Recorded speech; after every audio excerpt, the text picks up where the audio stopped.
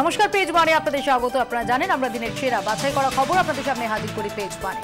আজ পেজ ওয়ানে আপনাদের সঙ্গে রয়েছে আমি মৌপিয়া, আর মৌপিয়ার সঙ্গে আমি কোয়েল। আপনাদের স্বাগত জানাই পেজ ওয়ানে। আর আজকে পেজ ওয়ান আমরা শুরু করব মৌপিয়া অবশ্যই সিঙ্গুরের খবর দিয়ে। সিঙ্গুরের বিজয় মঞ্চে উৎসবের মঞ্চ থেকে ৯,১১৭ জনকে জমির পরচা এবং দলিল ও ৮০০ জন অনিচ্ছুক চাষির হাতে চেক তুলে দেবেন মুখ্যমন্ত্রী। ক্ষতিপূরণের ক্ষেত্রে অবশ্য কোনো সুদ দেওয়া হবে না বলে জানিয়ে দিয়েছেন তিনি। নভেম্বর পর্যন্ত ২ টাকা কেজি দরে চাল এবং ২,০০০ টাকা করে ভাতাও পাবেন চাষিরা। এর পাশাপাশি সিঙ্গুরে শেড খোলার জন্য ৭ দিন সময়সীমা দেওয়া হচ্ছে টাটাকে।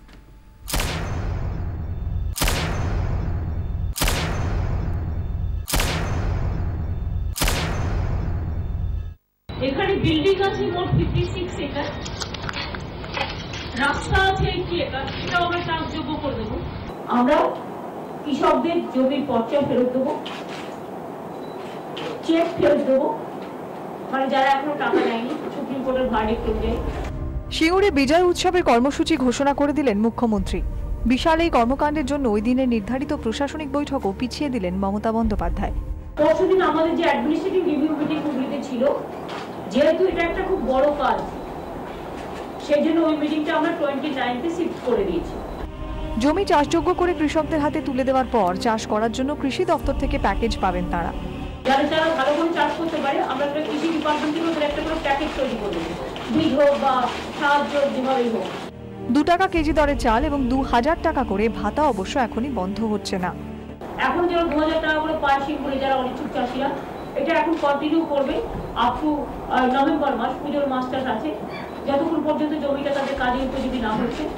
তবে ক্ষতিপূরণের ক্ষেত্রে কোনো সুদ দেওয়া হবে না বলে জানিয়ে দিয়েছেন মুখ্যমন্ত্রী। সুপ্রিম কোর্টের ভার্ডিক্টে যে টাকাটা রাখা ছিল তারা নেয়নি, সেটাই তারা। পাশাপাশি সিঙ্গুর থেকে শেড খুলে নেওয়ার জন্য ৭ দিনের সময়সীমা দেওয়া হচ্ছে টাটা কর্তৃপক্ষকে। তবে কোনো লিখিত চিঠি পাঠানো হচ্ছে না, মৌখিকভাবে তাদের বিষয়টি জানিয়ে দেওয়া হবে বলে নবান্ন সূত্রে খবর। সুপ্রিম কোর্টের রায়ের পর সিঙ্গুরের প্রশাসনিক কাজকর্মের অগ্রগতি নিয়ে তার সহকর্মী এবং আমলাদের কাজে যে মুখ্যমন্ত্রী খুশি, এদিন তিনি বুঝিয়ে দেন। ব্যুরো রিপোর্ট, ২৪ ঘন্টা। সিঙ্গুর থেকে শেড খুলে নেওয়ার জন্য টাটা কর্তৃপক্ষকে ৭ দিনের সময়সীমা দিচ্ছে রাজ্য। অর্থমন্ত্রী অমিত মিত্র মৌখিকভাবে টাটাদের শেড খুলে নেওয়ার অনুরোধ করবেন। নবান্নে এমন ইঙ্গিত দিয়েছেন মুখ্যমন্ত্রী। কিছু টেম্পোরারি ওয়াল আছে, টেম্পোরারি কিছু জিনিসপত্র আছে, সেটা আমরা ভেবেছিলাম অর্ডার পাওয়ার পরে যাদের যাদের আছে তারা সেটাকে সরিয়ে নেবে, খুবই টেম্পোরারি সামান্য জিনিস।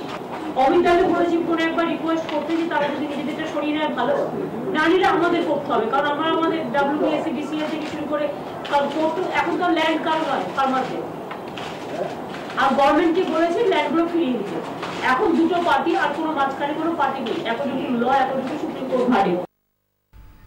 কোয়েল, আমাদের সঙ্গে এই মুহূর্তে নিউজ রুম থেকে রয়েছেন সুতপা সেন। আমরা চলে যাবো সুতপার কাছে। সুতপা, কেন মৌখিকভাবে টাটাদের এই সম্পর্কে বলা হবে? দেখো মৌপিয়া, এই প্রসঙ্গে যেটা বলবো যে শুধু টাটা নয়, তার সঙ্গে যারা অনুসারী শিল্পেও শেড বা ওই ধরনের কিছু স্ট্রাকচার তৈরি করেছিলেন তাদের সকলকেই কিন্তু জানানো হবে। বিশেষ করে টাটাদেরকে মৌখিকভাবে অমিত মিত্রকে দায়িত্ব দেওয়া হয়েছে। তুমি যে প্রশ্নটা করছো যে কেন মৌখিকভাবে, কেন লিখিতভাবে নয়, স্বাভাবিকভাবে এই প্রশ্ন আমরাও করেছিলাম এবং যেটা জানা যাচ্ছে নবান্ন সূত্রে সেটা হচ্ছে যে কোনো ধরনের লিখিত ডকুমেন্ট টাটাদেরকে সরকার দিতে চাইছে না। তার মূল কারণ হচ্ছে যে এই লিখিত ডকুমেন্ট নিয়ে কিন্তু টাটারা মামলার পথে যেতে পারে, আরও একবার তারা মামলার পথে যাক, এটা রাজ্য সরকার চাইছে না। সেই কারণেই সিঙ্গুরের শেড খুলে নেওয়ার জন্য টাটাদেরকে মৌখিকভাবে অনুরোধ করবেন অর্থমন্ত্রী এবং শিল্পমন্ত্রী অমিত মিত্র।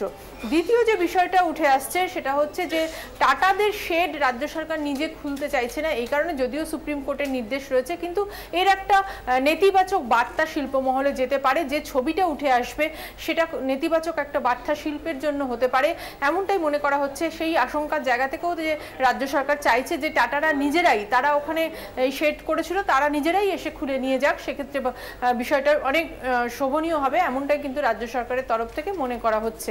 তৃতীয় যে বিষয়টা উঠে আসছে সেটা হচ্ছে যে টাটাদের সাথে রাজ্য সরকারের যে সম্পর্ক সেটা কিন্তু এখন যথেষ্ট ভালো সম্পর্ক। বিশেষ করে সাইরাস মিস্ত্রি আসার পরে কিন্তু সম্পর্ক অনেকটাই উন্নত হয়েছে। সেই সম্পর্কের কোনো রকম অবনতি হোক এটা রাজ্য সরকার একেবারেই চাইছে না। এবং আজকেও কিন্তু মুখ্যমন্ত্রী এবং অন্যান্যরাও ইঙ্গিত দিয়েছেন যে টাটারা যদি চায় তারা এই রাজ্যে তারা সিঙ্গুরে না হলে অন্য যে কোনো জায়গাতে কিন্তু তারা জমি নিয়ে শিল্প করতে পারে, তারা স্বাগত। কাজেই এই সামগ্রিক বিষয়গুলোর কথা মাথায় রেখেই কিন্তু টাটাদেরকে মৌখিকভাবে অনুরোধ করার সিদ্ধান্ত রাজ্য সরকার নিয়েছে। মৌপিয়া। সুতপা, ধন্যবাদ। সুতপা সেন আমাদের সঙ্গে তখন সরাসরি কথা বলেন নিউজ রুম থেকে। আর এরপরে আমরা চোখ রাখছি একটু 60 দিনেও পুলিশ চার্জশিট দিতে পারেনি, তাই জামিন পেয়ে গেলেন তোলাবাজিতে অভিযুক্ত তৃণমূল কাউন্সিলর অনিন্দ্য চট্টোপাধ্যায়। 5000 টাকা বন্ডে জামিনে আজই জেল থেকে বেরোলেন তিনি। নতুন বাড়ি হোক কিংবা সম্প্রসারণ, বিধাননগর 41 নম্বর ওয়ার্ডের তৃণমূল কাউন্সিলর অনিন্দ্য চট্টোপাধ্যায়কে তোলা না দিয়ে একটি ইঁটও গাঁথা মুশকিল। রিক্সা চালক থেকে ছাতু বিক্রেতা কিংবা সেলুন মালিক, তার শিকারী নজর এড়াতে পারেনি কেউই। গোটা ওয়ার্ড জুড়ে মর্জি মাফিক নিয়ম চালু করেছিলেন কাউন্সিলর। দলের অন্দরেই জমা পড়েছিল অভিযোগের পাহাড়। তবে দাপুটে কাউন্সিলরের কাল হয়ে দাঁড়ায় বাংলাদেশের প্রধানমন্ত্রী শেখ হাসিনার পরিচিত এক ব্যবসায়ীর থেকে তোলা দাবি। হাসিনা পুরো বিষয়টি জানান মুখ্যমন্ত্রীকে। আন্তর্জাতিক স্তরে দলের সম্মান ধাক্কা খাওয়ায় চরম ক্ষুব্ধ হন মুখ্যমন্ত্রী।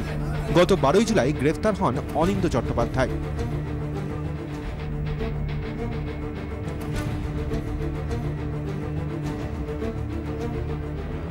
আর তার 2 মাসের মাথায় জামিন পেয়ে গেলেন অনিন্দ্য চট্টোপাধ্যায়।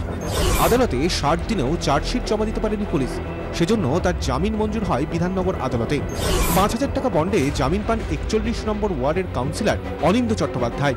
তৃণমূল কংগ্রেসের উন্নত সৈনিক ছিলাম, আছি, থাকবো, কিন্তু দলকে আমি ব্যক্তিগত স্বার্থে কোনোদিন ব্যবহার করিনি। প্রশ্ন উঠছে, গ্রেফতারির সময় যে সক্রিয় ভূমিকা দেখা গিয়েছিল পুলিশের, চার্জশিট পেশের সময় তা দেখা গেল না কেন? সম্ভবত পুলিশের উপরে নির্দেশ পড়লো যাতে এমন কিছু করো যাতে 60 দিন বাদে এই মেয়াদ ফুরোতেই তার জামিনটা হয়, এবং ঠিক তাই হলো। পুলিশের উপরে সম্ভবত নির্দেশ ছিল, তাই পুলিশ চার্জশিট দেয়নি। কারণ এই ঘটনাটা এমন কিছু গুরুতর বা গভীর গোপন ষড়যন্ত্রের বিষয় নয় যাতে করে বিধাননগরের পুলিশ 60 দিনে চার্জশিট দিতে পারবেন, এটা আমার বিশ্বাস হয় না। বিধাননগর পুলিশ কমিশনারেটের কর্তাদের সঙ্গে যোগাযোগ করা হলে তাঁরা এ ব্যাপারে মুখ খুলতে চাননি। ব্যুরো রিপোর্ট, 24 ঘন্টা।